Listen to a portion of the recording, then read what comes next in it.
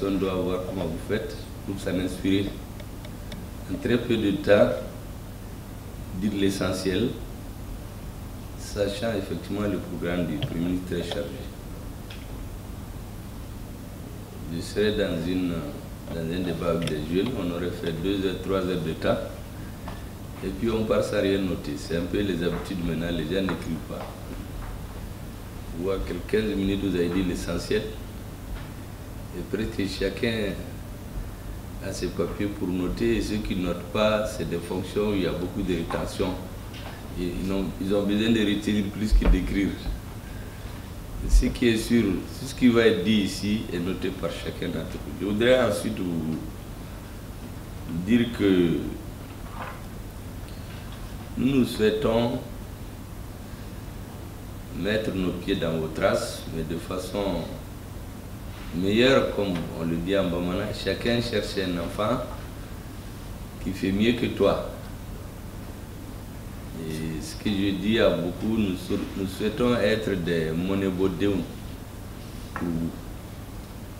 Ce que vous n'avez pas pu faire, ou on vous a empêché de faire, pour diverses raisons, que ça puisse se réaliser. Je sais que beaucoup d'entre vous ont à cœur la situation du nord du pays.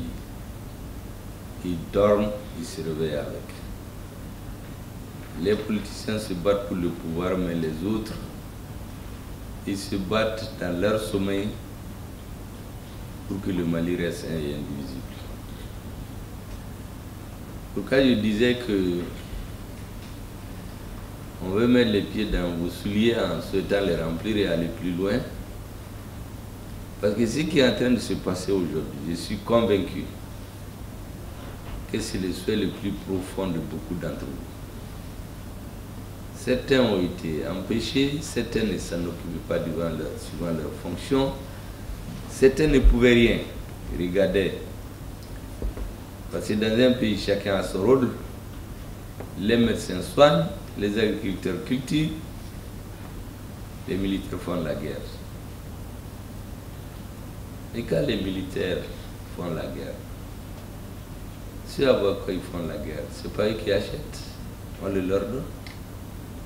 Si on ne leur donne pas de quoi faire la guerre, et qu'on les empêche de la faire d'une certaine façon, ça aussi c'est une technique pour faire tomber un pays. On l'empêche de se défendre. J'ai souvent donné des images, l'image de nos militaires il y a quelques années. On a un pays vaste, convoité, victime de complots de tout genre. S'il ne se défend pas, il ne peut rien faire d'autre. Un pays vaste, ça suppose la suprématie dans les airs. Vos soldats ont beau être braves, dans un espace très vaste, il faut qu'ils combinent l'action terrestre avec l'action aérienne. Souvent je dis aux gens, chez nous on a eu notre armée de terre qui est tombée. Et l'armée de l'air qui est tombée, disons, l'armée de l'air est tombée. Et l'armée de terre a foutu le camp en haut. Donc il n'y a plus d'armée. Le deuxième exemple que je donne aux jeunes, aux cadres, j'ai dit notre pays s'est trouvé dans une situation, le pays est comme un mur qui risque de tomber. Et pour que ce mur ne tombe pas, il n'y avait personne pour le tenir. De par ses fonctions, c'est les militaires. Les hommes en uniforme, c'est-à-dire les forces armées de sécurité. Le militaire malien s'est retrouvé. Quand je dis militaire, c'est toutes les forces paramilitaires, les policiers, les gendarmes, les eaux et forêts, les douanes, qu'on tue au carrefour et tout. Ils se sont retrouvés avec un mur qui allait tomber. Le militaire malien prend le mur et la corde de son pantalon là est très faible. Et on a des gens derrière, souvent des hommes politiques, souvent des citoyens. On tire sa culotte par derrière. Si vous enlevez la culotte, on va rire de lui. Il garde les murs, il laisse qu'on enlève la culotte, ou bien il tient sa culotte et les murs tombent. Les militaires maliens ont préféré garder les murs. Ils ont laissé les gens enlever la culotte. Et tout le monde s'est mis à se moquer d'eux, y compris des Maliens. Ah, les militaires maliens, dès qu'ils tirent, ils fuient. Il y a même des pays où on a trouvé des motos qu'on appelait l'armée malienne. Tellement ils fuient vite. Vous avez des hommes politiques qui vont à l'extérieur, ils vont devant des parlementaires. Ils disent, chez nous, on n'a que des lapins. Quand tu tires seulement, ils fuient. Et tous les députés l'applaudissent. Et ce monsieur, c'est un responsable. Il veut avoir de hautes fonctions dans le pays. Voici le dessin que l'on nous a. Et on formate les esprits. Quand les intellectuels se lèvent le matin, tu ouvres RFI, tu ouvres la télé, tu vas sur France 24, BBC, CNN. Les Européens, les Français investissent eux seuls 600 millions d'euros dans les médias extérieurs. Et les Américains, les Anglais, plus d'1 milliard. Les 600 milliards, près du tiers du budget national du Mali, formater les esprits. CNN, BBC, RFI, France 24. Et les régimes démocratiquement élus ont fait des conventions. Les radios vont juste dans les capitales, ensuite dans les villages. La vieille grand-mère s'élève à Bintagungu. Il met RFI à 10. Au fil des années, tu as toute une génération de gens qui sont formatés, qui réfléchissent, qui ont une vision du monde qui correspond à la leur. Avant, dès qu'on se réveillait, on faisait Radio Mali. Maintenant, il y a très peu d'intellectuels qui écoutent Radio Mali, à part les avions communiqués. Ils se lèvent seulement, ils branchent RFI, France 24. À un moment, d'ailleurs, les Maliens pensaient qu'on ne pouvait pas vivre sans eux. En réalité, on vit sans eux. On va sur BBC, sur TV5, ainsi de suite. En un mot, on a formaté les esprits. Et on a mis dans la tête de tout le monde qu'il faut se moquer de ce militaire-là. On enlève son pantalon et le pays est toujours dans une situation de soumission. Ceux qui comprennent ne sont pas audibles. La grande masse n'arrive pas à comprendre ce qui se passe. J'ai rencontré même tout de suite des patrons de presse. Il leur a dit qu'un État qui n'a pas une certaine orientation de la presse, ce n'est pas un État. Quand toute l'opinion dans un pays est formée à partir de l'extérieur, c'est que dans quelques années, on n'a rien. Et qu'est-ce que les gens ont fait? Je donne l'exemple souvent, un grand conseiller chinois, ils ont une culture de plus de 30 ans, plus de 55 000 ans. Il dit au roi, ne faisons pas la guerre. La guerre va coûter trop d'argent et trop de vie. Ce que nous faisons avec nos adversaires, inoculons la corruption chez l'élite. Et faisons en sorte qu'on désorganise leur système éducatif. Et on attend 30 ans. On aura un peuple d'ignorants dirigé par des corrompus. En 24 heures, on peut les conquérir. Parce que c'est le luxe, la jouissance qui aide ceux qui comprennent. La grande masse est tellement liée aux besoins primaires qu'elle ne réfléchit même pas. Une personne qui a faim, qui meurt de faim, vous amenez un bulletin de vote de 500 000 francs. Il prend les 500 francs. Mais il n'a pas voté pour ses convictions. La démocratie elle-même, dans ces pays, c'est l'élite qui élisait. Vous allez lire Socrate, Il dit clairement que c'est celui qui comprend pourquoi il fait quoi. Quand vous mettez des gens dans une pirogue, c'est pas tout le monde qui peut guider la pirogue, c'est celui qui sait pagailler. Qui sait pagailler la pirogue. Si tous les occupants ne savent pas, ils ne savent pas où la pirogue va. Même en France, les femmes ont commencé à voter qu'en 1952. Tout près. Actuellement encore, à égalité de diplômes, les femmes n'ont pas les mêmes droits dans certains pays que les hommes. Mais on formate nos esprits, on a toujours ce complexe d'infériorité. On dénigre nos hommes en uniforme. Et je dis aux gens, l'armée, qu'on le veuille ou non, c'est la colonne vertébrale d'une nation. C'est comme un organisme. Vous pouvez couper les bras, les oreilles, les pieds, mais si vous cassez la colonne vertébrale, il n'y a plus de personne. On s'est organisé pour détruire nos armées, désorganiser ce système éducatif. Et on est dans cette situation. Et c'est pour cela que j'ai dit à beaucoup, depuis la rectification, l'équipe dirigeante sous la haute conduite du président de la transition a décidé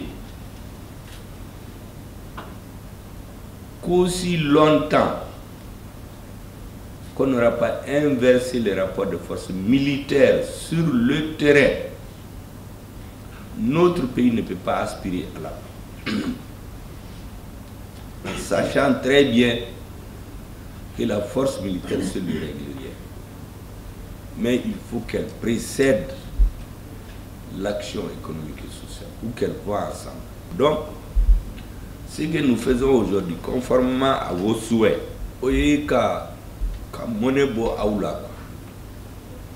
c'est à ça que le président et son équipe sont attachés. Parce que nous savons c'est ce qui vous tient à cœur. Vous avez fait votre mission. Vous avez contrôlé un pays. Vous avez développé son économie. Vous avez fait ce que vous pouvez. Vous pouvez l'éteindre. Mais il faut qu'on ait un pays. Sans un pays, la démocratie, tout ce dont vous entendez parler ne marchera pas. Et le sort qui nous était réservé, c'est un pays déstructuré. J'ai écouté même ce matin le ministre des Affaires étrangères de l'Union européenne, Joseph Borrell. Ils ont donné pour 500-600 millions d'euros, près de 40 milliards d'équipements militaires au Ghana, pour lutter contre le terrorisme. Et le terrorisme, c'était au nord du Mali. Pourquoi on n'a pas donné cet argent au Ghana pour ses infrastructures économiques et sociales? Parce que le terrorisme a quitté le Sahel, il est parti à l'ouest. Donc, on nous formate, on répand chez nous le venin, puis on vient nous soigner. Nous avons dit que nous allons mettre fin à ça, éteindre les climatisations. C'est pour cela que je dis que notre mission aujourd'hui, c'est de faire en sorte que les enfants que vous avez laissés, ou comme on est baoula, c'est Ayo Segoke, au début Sénabi, sous la conduite du président de la transition. Maintenant, vis-à-vis de vous, nous avons l'obligation morale et même sociale, j'allais même dire divine, d'être à vos côtés. On dit un enfant qui n'a pas les bénédictions de son père et sa mère ne peut pas réussir. Donc nous voulons avoir vos bénédictions. On veut que vous vous dites, ces garçons-là, ces enfants-là, ou Borana, mais ils font mieux que nous. Oui, ils nous ont restitué un pays, mais maintenant ils développent notre économie. Ils créent les richesses. Parce que le grand problème qu'on a chez nous, il y a plus de consommateurs que de créateurs de richesses. C'est pourquoi vous allez regarder dans nos marchés, tout est importé. Faire nos usines, Comatex, unité nationale, Batexi, unité nationale, même si elle est privée. Mais le coton hydrophilo, on l'importe de l'extérieur, bien blanchi, on va l'acheter dans nos pharmacies. Pendant ce temps, le coton est entaché, l'argent va enrichir d'autres. La même chose. Au Sénégal, les gens aiment beaucoup les rubrisures pour faire les tchèques, mais on ne cultive pas les rubrisures au tas, c'est cultivé en Asie. Parce qu'on nous formate l'alimentation, l'habillement, les goûts, la façon de voir le monde, les amis, les adversaires, pour être dans un sens qu'ils souhaitent. Nous avons une compréhension claire du rôle de l'équipe actuelle. Pour qu'à la fin de cette transition, tous les Maliens puissent se dire ce qu'ils peuvent, ils l'ont fait. Maintenant, ceux qui viennent, et je dis à tout le monde que tout ce que nous prions connaît, c'est d'abord la détermination sans faille, sans hiérarchie, il faut aller jusqu'au bout. Et recouvrer l'intégrité du pays, l'unité du pays, imposer ou faire accepter la force républicaine et laïque de l'État. En dehors de ça, tout le reste, chaque région, en fonction de la décentralisation, peut voir comment s'organiser. Mais un État, je le dis à tout le monde, c'est la force et le droit. La force pour en imposer à ceux qui veulent piétiner les autres Maliens. Et le droit pour défendre les droits des plus faibles. Et parmi les plus faibles, c'est ceux qui ont donné leur vie à construire la nation, qui sont physiquement démunis aux différentes sources, parmi les retraités et d'autres, les jeunes, les enfants, les femmes, les pauvres. Donc cette audience, je la mets à un niveau plus élevé encore que de parler juste des problèmes matériels des retraités. C'est que la nouvelle génération doit aller plus loin que vous n'avez voulu. Parce que vous l'avez mis sur le piédestal. Si les gens parlent aujourd'hui des enfants de 30 ans, 40 ans, nous on a la chance d'être un peu plus âgés que 67, 66. Mais c'est tous vos enfants de toute façon. Des gens de 80, 70 ans. Nous voulons faire mieux. Détermination sans faille. Pour faire mieux que ce qu'on a trouvé.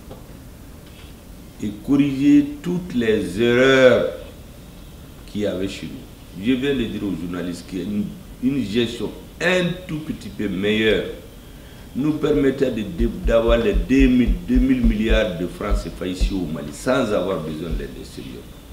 Il suffit d'une certaine transparence. Moi, je suis bien parlé pour lui parce que je vois les gaspillages que les gens faisaient.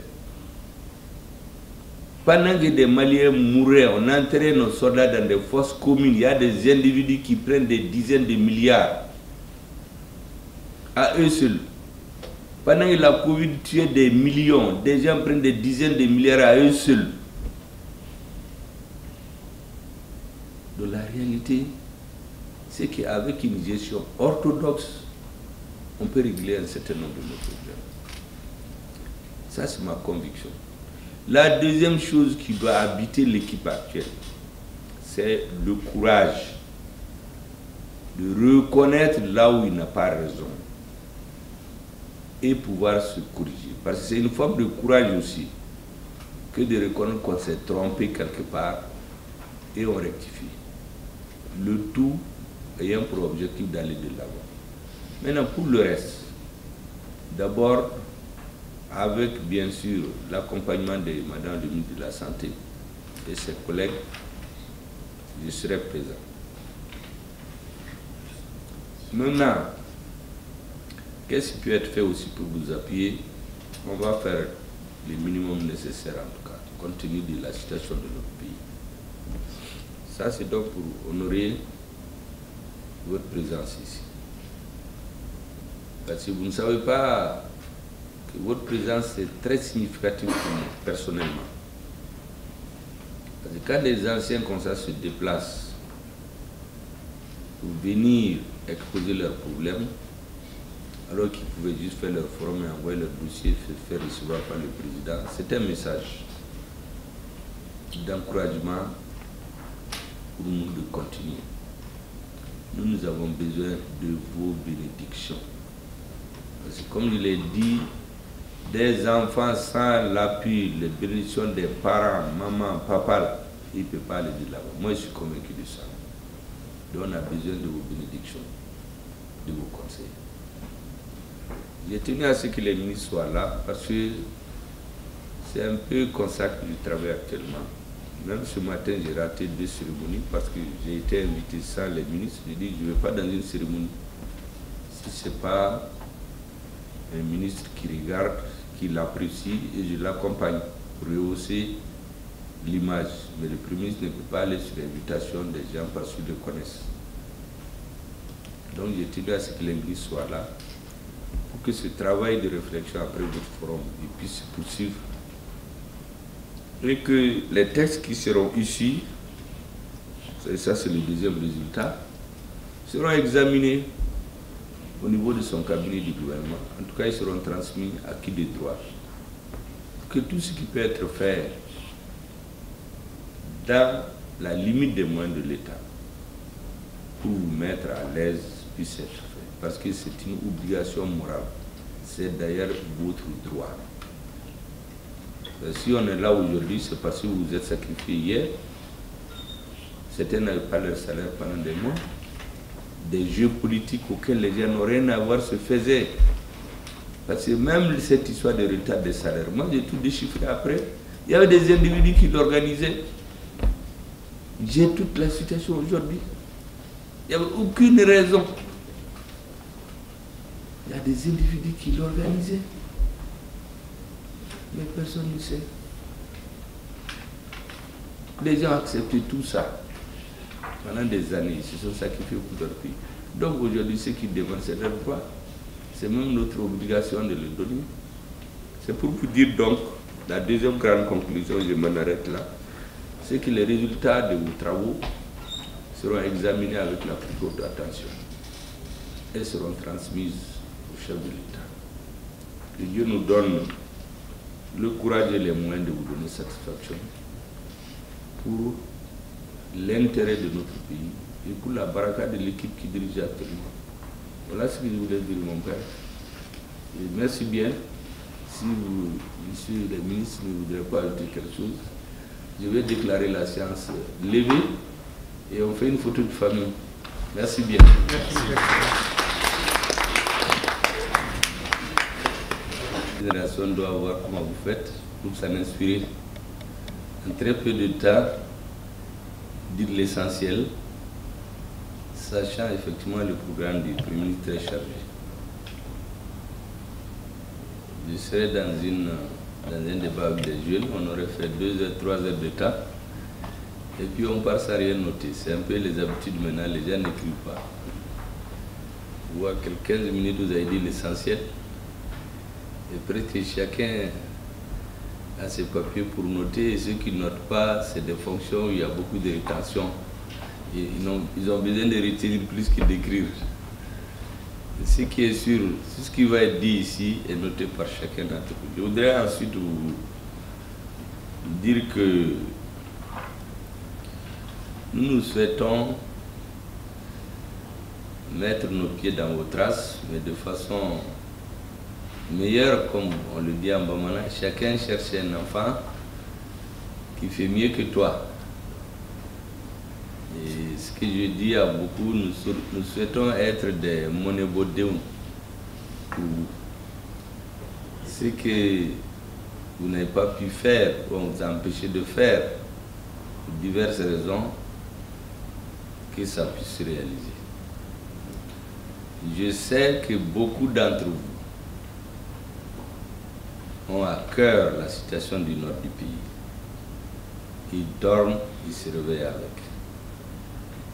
Les politiciens se battent pour le pouvoir, mais les autres, ils se battent dans leur sommeil pour que le Mali reste un et indivisible. Pourquoi je disais que on veut mettre les pieds dans vos souliers en souhaitant les remplir et aller plus loin. Parce que ce qui est en train de se passer aujourd'hui, je suis convaincu que c'est le souhait le plus profond de beaucoup d'entre vous. Certains ont été empêchés, certains ne s'en occupaient pas suivant leur fonction, certains ne pouvaient rien. Regardez, parce que dans un pays, chacun a son rôle. Les médecins soignent, les agriculteurs cultivent, les militaires font la guerre. Et quand les militaires font la guerre, ceux à quoi ils font la guerre, ce n'est pas eux qui achètent, on le leur donne. Si on ne leur donne pas de quoi faire la guerre, et qu'on les empêche de la faire d'une certaine façon, ça aussi c'est une technique pour faire tomber un pays. On l'empêche de se défendre. J'ai souvent donné des images, l'image de nos militaires il y a quelques années. On a un pays vaste, convoité, victime de complots de tout genre. S'il ne se défend pas, il ne peut rien faire d'autre. Un pays vaste, ça suppose la suprématie dans les airs. Vos soldats ont beau être braves, dans un espace très vaste, il faut qu'ils combinent l'action terrestre avec l'action aérienne. Souvent je dis aux gens, chez nous on a eu notre armée de terre qui est tombée et l'armée de l'air qui est tombée, disons, l'armée de l'air est tombée et l'armée de terre a foutu le camp en haut. Donc il n'y a plus d'armée. Le deuxième exemple que je donne aux jeunes, aux cadres, j'ai dit notre pays s'est trouvé dans une situation, le pays est comme un mur qui risque de tomber. Et pour que ce mur ne tombe pas, il n'y avait personne pour le tenir. De par ses fonctions, c'est les militaires. Les hommes en uniforme, c'est-à-dire les forces armées de sécurité. Le militaire malien s'est retrouvé. Quand je dis militaire, c'est toutes les forces paramilitaires, les policiers, les gendarmes, les eaux et forêts, les douanes, qu'on tue au carrefour et tout. Ils se sont retrouvés avec un mur qui allait tomber. Le militaire malien prend le mur et la corde de son pantalon là est très faible. Et on a des gens derrière, souvent des hommes politiques, souvent des citoyens, on tire sa culotte par derrière. Si vous enlevez la culotte, on va rire de lui. Il garde les murs, il laisse qu'on enlève la culotte, ou bien il tient sa culotte et le mur tombe. Les militaires maliens ont préféré garder les murs. Ils ont laissé les gens enlever la culotte. Et tout le monde s'est mis à se moquer d'eux, y compris des Maliens. Ah, les militaires maliens, dès qu'ils tirent, ils fuient. Il y a même des pays où on a trouvé des motos qu'on appelait l'armée malienne. Tellement ils fuient vite. Vous avez des hommes politiques qui vont à l'extérieur, ils vont devant des parlementaires. Ils disent, chez nous, on n'a que des lapins. Quand tu tires seulement, ils fuient. Et tous les députés l'applaudissent. Et ce monsieur, c'est un responsable. Il veut avoir de hautes fonctions dans le pays. Voici le dessin que l'on nous a. Et on formate les esprits. Quand les intellectuels se lèvent le matin, tu ouvres RFI, tu ouvres la télé, tu vas sur France 24, BBC, CNN. Les Européens, les Français investissent eux seuls 600 millions d'euros dans les médias extérieurs. Et les Américains, les Anglais, plus d'1 milliard. Les 600 milliards, près du tiers du budget national du Mali, pour formater les esprits. Si CNN, BBC, RFI, France 24. Et les régimes démocratiquement élus ont fait des conventions. Les radios vont juste dans les capitales, ensuite dans les villages. La vieille grand-mère s'élève à Bintagungu. Mais RFI a dit, au fil des années, tu as toute une génération de gens qui sont formatés, qui réfléchissent, qui ont une vision du monde qui correspond à la leur. Avant, dès qu'on se réveillait, on faisait Radio Mali. Maintenant, il y a très peu d'intellectuels qui écoutent Radio Mali, à part les avions communiqués. Ils se lèvent seulement, ils branchent RFI, France 24. À un moment, d'ailleurs, les Maliens pensaient qu'on ne pouvait pas vivre sans eux. En réalité, on vit sans eux. On va sur BBC, sur TV5, ainsi de suite. En un mot, on a formaté les esprits. Et on a mis dans la tête de tout le monde qu'il faut se moquer de ce militaire-là. On enlève son pantalon et le pays est toujours dans une situation de soumission. Ceux qui comprennent ne sont pas audibles. La grande masse n'arrive pas à comprendre ce qui se passe. J'ai rencontré même tout de suite des patrons de presse. Il leur a dit qu'un État qui n'a pas une certaine orientation de la presse, ce n'est pas un État. Quand toute l'opinion dans un pays est formée à partir de l'extérieur, c'est que dans quelques années, on n'a rien. Et qu'est-ce que les gens ont fait? Je donne l'exemple souvent, un grand conseiller chinois, ils ont une culture de plus de 30 ans, plus de 55 000 ans. Il dit au roi, ne faisons pas la guerre. La guerre va coûter trop d'argent et trop de vie.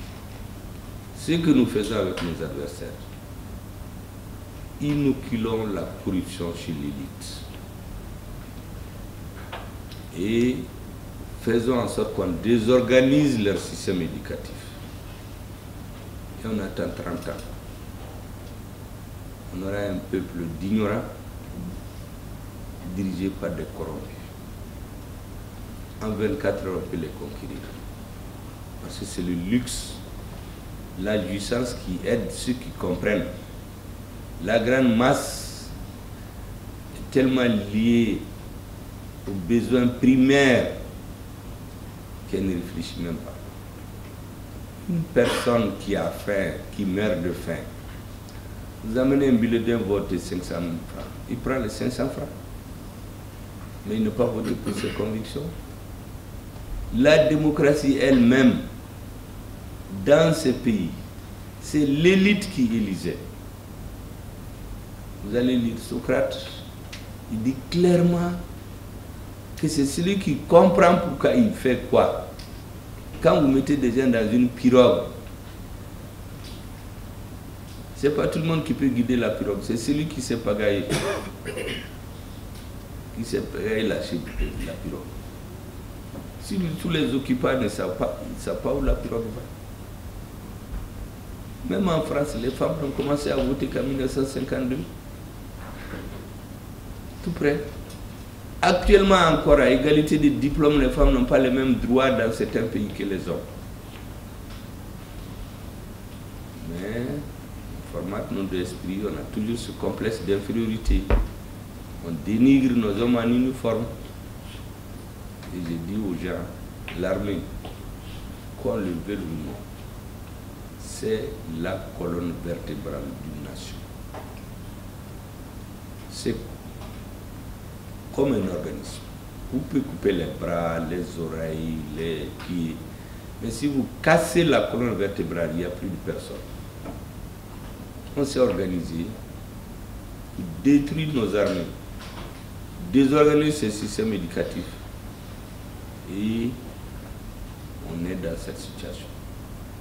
Et c'est pour cela que j'ai dit à beaucoup, depuis la rectification, l'équipe dirigeante sous la haute conduite du président de la transition a décidé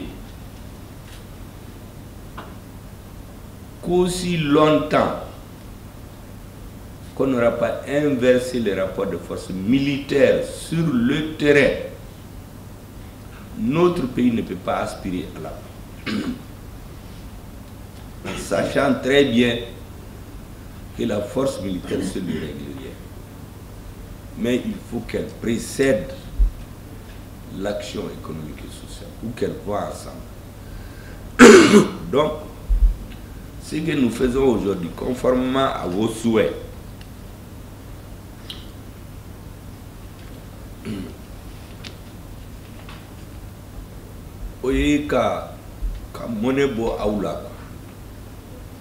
c'est à ça que le président et son équipe sont attachés.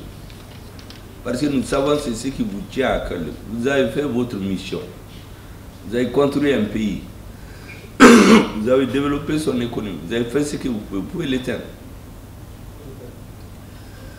Mais il faut qu'on ait un pays. Sans un pays, la démocratie, tout ce dont vous entendez parler ne marchera pas. Et le sort qui nous était réservé, c'est un pays déstructuré.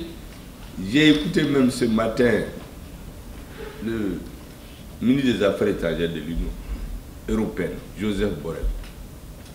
Ils ont donné pour 500-600 millions d'euros, près de 40 milliards d'équipements militaires au Ghana, pour lutter contre le terrorisme. Et le terrorisme, c'était au nord du Mali. Pourquoi on n'a pas donné cet argent au Ghana pour ses infrastructures économiques et sociales? Parce que le terrorisme a quitté le Sahel, il est parti à l'ouest. Donc, on nous formate, on répand chez nous le venin, puis on vient nous soigner. Nous avons dit que nous allons mettre fin à ça, éteindre les climatisations. C'est pour cela que je dis que notre mission aujourd'hui, c'est de faire en sorte que les enfants que vous avez laissés, ou comme on est Baoula, c'est Ayo Segoke, au début Sénabi, sous la conduite du président de la transition, vis-à-vis de vous, nous avons l'obligation morale et même sociale, j'allais même dire divine, d'être à vos côtés. On dit un enfant qui n'a pas les bénédictions de son père et sa mère ne peut pas réussir. Donc nous voulons avoir vos bénédictions. On veut que vous vous dites, ces garçons-là, ces enfants-là, mais ils font mieux que nous.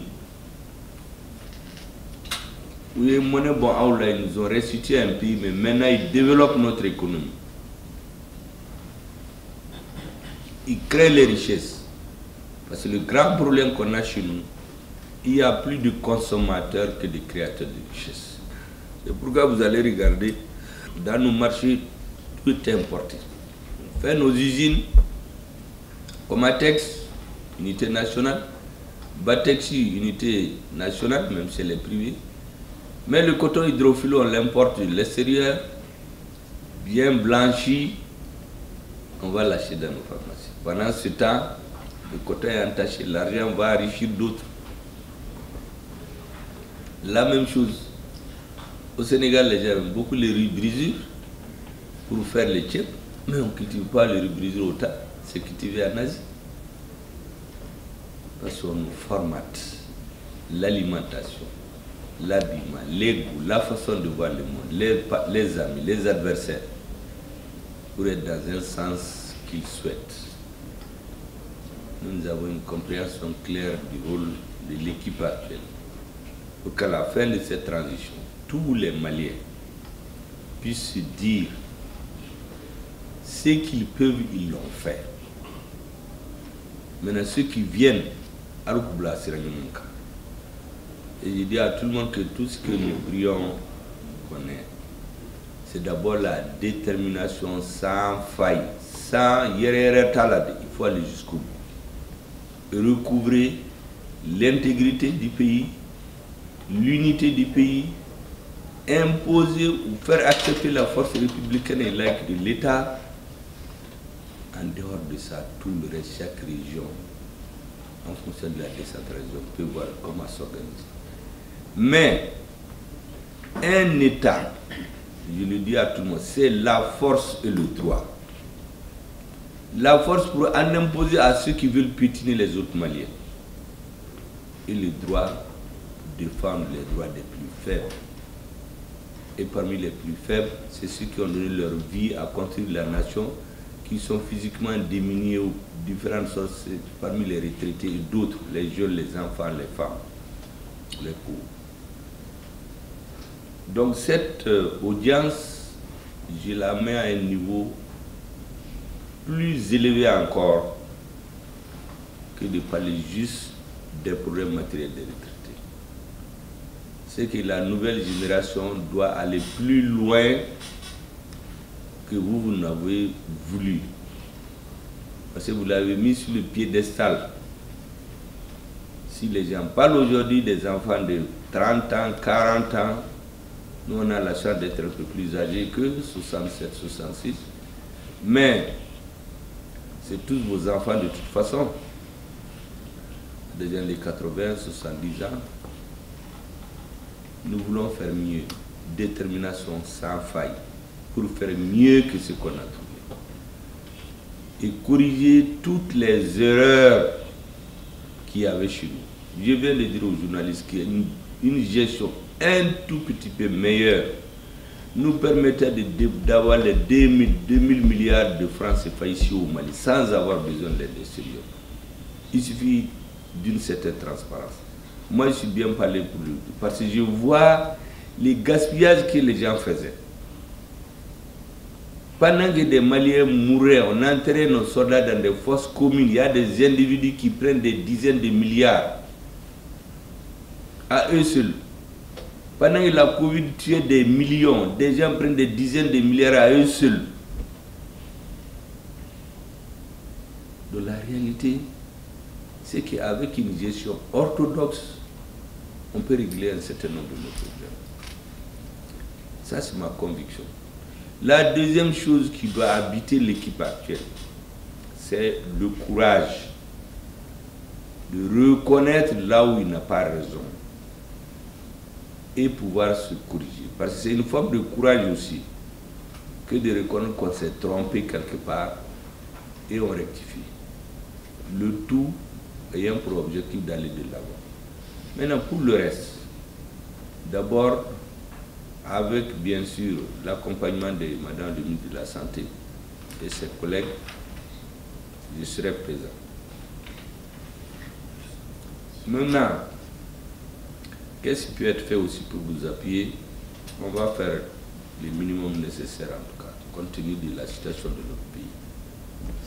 Ça, c'est donc pour honorer votre présence ici. Parce que vous ne savez pas que votre présence est très significative pour moi, personnellement. Parce que quand les anciens comme ça se déplacent pour venir exposer leurs problèmes, alors qu'ils pouvaient juste faire leur forum et envoyer leur dossier, faire recevoir par le président, c'est un message d'encouragement pour nous de continuer. Nous avons besoin de vos bénédictions. Parce que comme je l'ai dit, des enfants sans l'appui, les bénédictions des parents, maman, papa, là, ils ne peuvent pas aller de là-bas. Moi, je suis convaincu de ça. Donc, on a besoin de vos bénédictions, de vos conseils. J'ai tenu à ce que les ministres soient là, parce que c'est un peu comme ça que je travaille actuellement. Même ce matin, j'ai raté 2 cérémonies, parce que j'ai été invité sans les ministres. J'ai dit, je ne vais pas dans une cérémonie si ce n'est pas un ministre qui regarde, qui l'apprécie, et je l'accompagne pour rehausser l'image. Mais le Premier ministre ne peut pas aller sur l'invitation des gens parce qu'ils le connaissent. Donc j'ai tenu à ce que les ministres soient là pour que ce travail de réflexion après votre forum puisse se poursuivre et que les textes qui seront issus, et ça c'est le deuxième résultat, seront examinés au niveau de son cabinet du gouvernement. En tout cas, ils seront transmis à qui de droit. Que tout ce qui peut être fait dans la limite des moyens de l'État pour vous mettre à l'aise puisse être fait. Parce que c'est une obligation morale. C'est d'ailleurs votre droit. Si on est là aujourd'hui, c'est parce que vous vous êtes sacrifiés hier. Certains n'avaient pas leur salaire pendant des mois. Des jeux politiques auxquels les gens n'ont rien à voir se faisaient. Parce que même cette histoire de retard des salaires, moi j'ai tout déchiffré après. Il y avait des individus qui l'organisaient. J'ai toute la situation aujourd'hui. Il n'y avait aucune raison. Il y a des individus qui l'organisaient. Mais personne ne sait. Les gens acceptaient tout ça. Pendant des années, ils se sont sacrifiés pour leur pays. Donc aujourd'hui, ceux qui demandent c'est leur droit. C'est même notre obligation de le donner. C'est pour vous dire donc, la deuxième grande conclusion, je m'en arrête là, c'est que les résultats de vos travaux seront examinés avec la plus haute attention et seront transmises au chef de l'État. Que Dieu nous donne le courage et les moyens de vous donner satisfaction pour l'intérêt de notre pays et pour la baraka de l'équipe qui dirige actuellement. Voilà ce que je voulais dire, mon père. Et merci bien. Si vous, monsieur le ministre, ne voudrez pas ajouter quelque chose, je vais déclarer la séance levée et on fait une photo de famille. Merci bien. Merci.